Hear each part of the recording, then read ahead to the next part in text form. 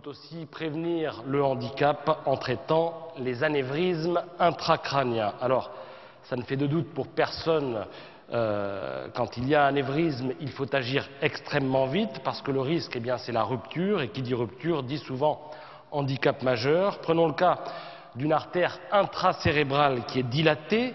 Grâce à une sonde que l'on passe par de grosses artères de l'organisme, eh bien, on va arriver en poussant la sonde jusqu'aux artères du cerveau. Parfois, ça part de l'artère fémorale et ça arrive jusqu'au cerveau, donc ça parcourt pas mal de chemin. Et une fois dans l'anévrisme, eh bien, on bouche la dilatation pour que le sang ne circule pas à l'intérieur de cet anévrisme. Vous allez le voir dans quelques minutes avec ce reportage. Les images sont extrêmement parlantes et frappantes. Vous allez donc voir ça. Vous allez voir comment on s'y prend avec le professeur Serge Bracard du CHU de Nancy. C'est un reportage qui a été enregistré dans le service du professeur Jean-François Médère à Paris, à l'hôpital Sainte-Anne. Donc le professeur Bracard à l'œuvre. Regardez. C'est tout à fait par hasard que les médecins ont découvert un anévrisme cérébral chez cette patiente âgée d'une cinquantaine d'années. Cet anévrisme n'est pas rompu, il n'y a pas eu d'hémorragie, mais les médecins ont tout de même décidé d'intervenir afin de le colmater.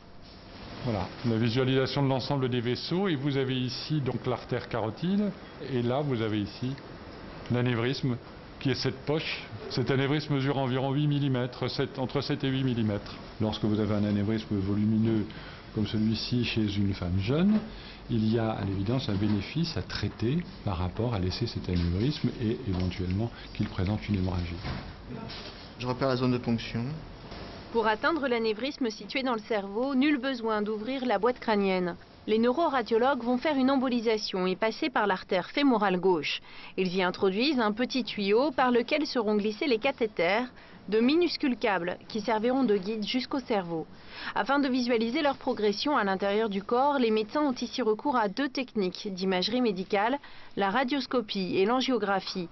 D'un simple mouvement du pied, le docteur effectue ses clichés aussi souvent que nécessaire. On enregistre une image en négatif de l'anévrisme et on pourra se servir de cette image comme support pour pouvoir naviguer dans les vaisseaux et aller jusqu'à l'intérieur. Le premier cathéter est en place. La suite est surprenante car c'est à l'aide d'une simple bouilloire que le professeur Bracard prépare le microcathéter, celui qui rentrera dans l'anévrisme. Ce cathéter est formé, l'extrémité est formée à la vapeur pour lui donner cette courbe qui va nous servir à rentrer dans l'anévrisme. Il faut positionner très exactement le microcathéter à l'intérieur de l'anévrisme sans irriter les parois, voire les traverser bien sûr. À cette opération très délicate en succède une autre, l'introduction des spirales qui vont combler l'anévrisme. Sur l'écran, vous voyez la spirale qui se déploie à l'intérieur de l'anévrisme. Elle prend progressivement sa place. Donc la première spirale, qui est la plus compliquée à mettre en place, est en place. Maintenant, il s'agit de remplir. Remplir avec d'autres spirales, des spirales de plus en plus petites. Les médecins vont en implanter 6 dans cet anévrisme. À chaque battement cardiaque, le sang va pénétrer dans la poche et va exercer une pression sur les parois de la poche anévrismale.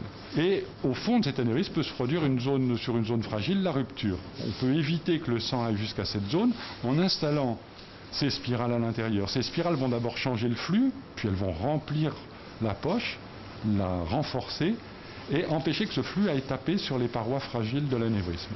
À terme, la paroi de l'artère va se reformer et même se refermer spontanément au-dessus de l'anévrisme ainsi bouché. Après 2h30 d'intervention, cette embolisation est un succès. Toutes les artères sont perméables, en revanche l'anévrisme n'est plus visible. Le produit de contraste ne rentre plus dans la zone qui est occupée par les spirales. Ça veut dire que le sang ne rentre plus dans cette zone de l'anévrisme. La patiente quittera l'hôpital après seulement 36 heures d'hospitalisation. Je crois qu'on peut applaudir parce que c'est assez impressionnant. Merci au professeur Médère et à toute son équipe. Ils ont permis la réalisation de ce reportage à l'hôpital Sainte-Anne à Paris. Et pour approfondir, aller un petit peu plus loin, je vous propose d'accueillir le professeur Serge Bracard du CHU de Nancy. Rejoignez-moi.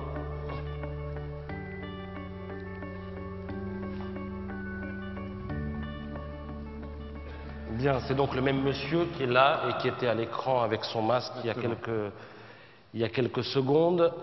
On vous a regardé, on vous a vu à l'œuvre. Ça a l'air très simple.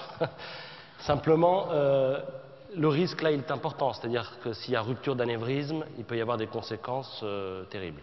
Le risque pendant l'intervention, le risque de rupture d'anévrisme est un risque important, c'est vrai. C'est un risque, mais tous les risques, dans tous les actes interventionnels, il y a des risques qui sont parfaitement connus par des praticiens qui sont parfaitement formés. Et donc ces risques sont calculés et on essaye de les éviter, bien sûr. En l'occurrence, est-ce qu'il peut y avoir des séquelles et quels sont concrètement ces risques? Tout traitement, surtout un traitement à l'intérieur, vous imaginez, on est à l'intérieur de la boîte crânienne au contact du cerveau, il est bien évident que tout accident pourra entraîner des conséquences très graves, des séquelles, voire même le décès du patient. Et fort heureusement, les risques d'un traitement d'un anévrisme sont relativement faibles, avec une mortalité qui est inférieure à 1%, et une morbidité, c'est-à-dire des séquelles neurologiques qui sont de l'ordre de 1 à 2%. Donc c'est un geste qui présente des risques, ce qui fait que son indication doit être très bien calculée, doit être bien estimée, mais c'est aussi un traitement qui se passe le plus souvent très bien. 98%, fort heureusement. Alors je me demandais par quelle artère on passe. Le reportage a apporté une réponse, hein, l'artère fémorale. Question, est-ce que c'est la seule artère par laquelle on passe pour aller jusqu'au cerveau? Et si oui, pourquoi partir de si loin? On a l'impression qu'on pourrait partir de plus près du cerveau, du cou, de l'épaule, de je ne sais quoi. Oui, effectivement. Ça paraît loin et bien compliqué, une complication qui n'est pas utile, mais en fait c'est finalement l'artère la plus simple. C'est un accès facile, c'est d'ailleurs l'artère qui est utilisée pour pratiquement toute la radiologie vasculaire interventionnelle. C'est une artère qui est facile à ponctionner et surtout facile à contrôler après, parce qu'il faut bien sûr comprimer l'artère pour refermer le petit orifice qui a été effectué. Et puis une autre raison, donc ensuite le trajet est relativement facile pour qui en a l'habitude, et ensuite une autre raison, c'est que ça nous permet de ne pas avoir les mains dans le faisceau de rayons X, puisque nous travaillons en radiologie-scopie ou radiographie. C'est-à-dire que si vous intervenez au niveau du cou, pour nous, là vous avez les mains dans le... Oui. Pour nous, si nous intervenons, on pourrait intervenir directement au niveau de la carotide, aller ponctionner directement la carotide, ça s'est fait, c'est possible de le faire dans les cas où c'est impossible de passer par la voie fémorale, mais dans ce cas-là, vous avez les mains en permanence dans les rayons, ce qui n'est pas conseillé, bien sûr. Alors ce qui était impressionnant aussi dans le reportage, c'est que, ma foi, vous maîtrisez tous vos gestes, et c'est tant mieux, hein, vous avez l'air de faire ça naturellement, pas lentement, mais à votre rythme, et en fait, il y a une notion d'urgence derrière tout ça, il faut aller très très vite. Quels sont les délais quand il y a un risque d'anévrisme ou un anévrisme? Les choses se font naturellement lorsque l'expérience est là, c'est-à-dire que toute l'équipe connaît parfaitement le traitement, le déroulement du traitement, donc tout se passe apparemment naturellement. Pour un anévrisme, lorsqu'un anévrisme est rompu, c'est-à-dire lorsqu'il y a déjà eu une hémorragie cérébrale, que le patient est arrivé avec cette hémorragie, il faut intervenir assez rapidement, dans les 24-48 heures grand maximum, 24 heures habituellement, pour éviter qu'il fasse une deuxième hémorragie, qui là risquerait d'être gravissime. Pour un anévrisme qui n'est pas rompu, on a estimé le risque de rupture de cet anévrisme. Les anévrismes sont très fréquents, tous ne vont pas se rompre. On a besoin d'estimer le risque en fonction de la taille, de la localisation, de toute une série d'éléments, et ensuite d'évaluer le risque du traitement chez le patient.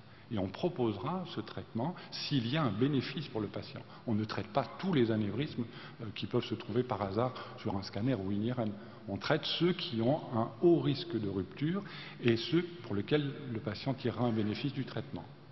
Alors là, on a vu le cas de l'anévrisme, mais est-ce qu'on peut utiliser cette technique pour d'autres raisons, quand par exemple un vaisseau est bouché, et pour le déboucher?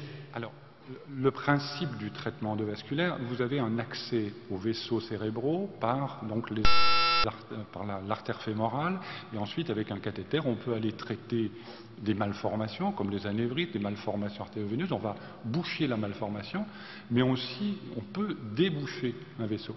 C'est ce qui se fait dans l'accident vasculaire cérébral, qui là est une urgence, c'est une urgence à l'heure, on n'est plus dans l'urgence à la journée, mais une urgence à l'heure. Dans l'accident vasculaire cérébral, on est capable, avec un microcathéter, d'aller déboucher l'artère et restaurer le flux sanguin au niveau cérébral. Ce qui implique des équipes qui soient en place, qui soient très formées, très bien formées, en place 24 heures sur 24 avec les radiologues, les manipulateurs, les infirmières, etc. Donc des centres qui sont des centres spécialisés, mais qu'on essaye d'installer de plus en plus dans tous les maximums de villes en France. Oui, vous parlez justement d'implantation 24 heures sur 24, j'imagine 7 jours sur 7, parce qu'on ne choisit pas le moment où on fait un anévrisme. Est-ce que ça pose, là encore, des problèmes de formation? Il faut du monde ensuite pour assurer derrière, si on veut être présent sur l'ensemble du territoire et surtout si on veut être présent en permanence. Il faut une formation très longue pour faire de la neuroradiologie interventionnelle. Francis Joffre évoquait tout à l'heure 15 ans, je pense que c'est à peu près le bon délai, c'est-à-dire qu'après la formation de radiologie, il y a toute une initiation, d'abord regarder, puis aider, puis ensuite faire sous la responsabilité d'enseignant. Donc c'est 3-4 années de plus de formation. Il faut beaucoup de monde pour assurer une permanence 24 heures sur 24 et il faut donc essayer de former le maximum de radiologues, mais il faut bien les former. On ne peut pas se permettre d'avoir une formation incomplète, même si le nombre, on aurait envie d'aller plus vite. Quand vous parlez de formation très très longue, vous dites 15 ans, est-ce qu'on peut un petit peu découper, préciser un petit peu? Il y a des études de médecine, on va dire classiques, ensuite spécialité, mais derrière, je veux dire, vous avez quoi? La première année, vous avez le droit d'apporter le café à celui qui fait l'intervention, ensuite non. De regarder, ensuite Non, parce que tout le monde ne boit pas le café déjà. Et puis, non, en fait, la première année, on apprend le B.A.-BA, il y a l'abord vasculaire. Toute intervention commence par l'abord. Donc il faut apprendre l'abord vasculaire, il faut apprendre à installer, à fonctionner, à monter les cathéters, faire de l'angiographie diagnostique. Seulement ensuite, on peut commencer à aider à faire les traitements. Donc ça, c'est encore une année après. Et puis après, une fois que l'expérience est là, sous la responsabilité du senior, on va pouvoir commencer des gestes d'abord simples, puis de plus en plus compliqués. Donc c'est au moins 3 ans de formation spécialisée dans la neuroradiologie interventionnelle. Vous savez à peu près combien d'interventions vous avez vues ou à combien d'interventions vous avez assisté avec une implication plus ou moins forte avant vous-même d'intervenir? En numéro 1, je dirais. Je ne sais plus, mais vu mon âge, j'ai eu une formation qui était encore beaucoup plus longue, puisque c'était parmi les débuts de la neuroradiologie interventionnelle, donc c'était beaucoup plus périlleux. Maintenant, les interventions sont bien réglées, puis le nombre d'interventions a augmenté. Actuellement, en France, il y a plus de 4000 anévrismes qui sont traités par an en France. Donc, on a vu depuis 1992, c'est-à-dire le traitement de premier anévrisme avec le système actuel, c'est-à-dire ce qu'on appelle des coils détachables. Depuis 1992, on a vu progressivement le nombre d'anévrismes traités par cette voie augmenter. Et actuellement, 2/3, 3/4 des anévrismes sont traités en France par cette méthode endovasculaire. Les neurochirurgiens, qui initialement traitaient tous les anévrismes, ont progressivement laissé la radiologie interventionnelle faire ce traitement parce que c'est moins agressif et c'est très efficace. Très bien, je vous remercie. Professeur Serge Bracard du CHU de Nancy.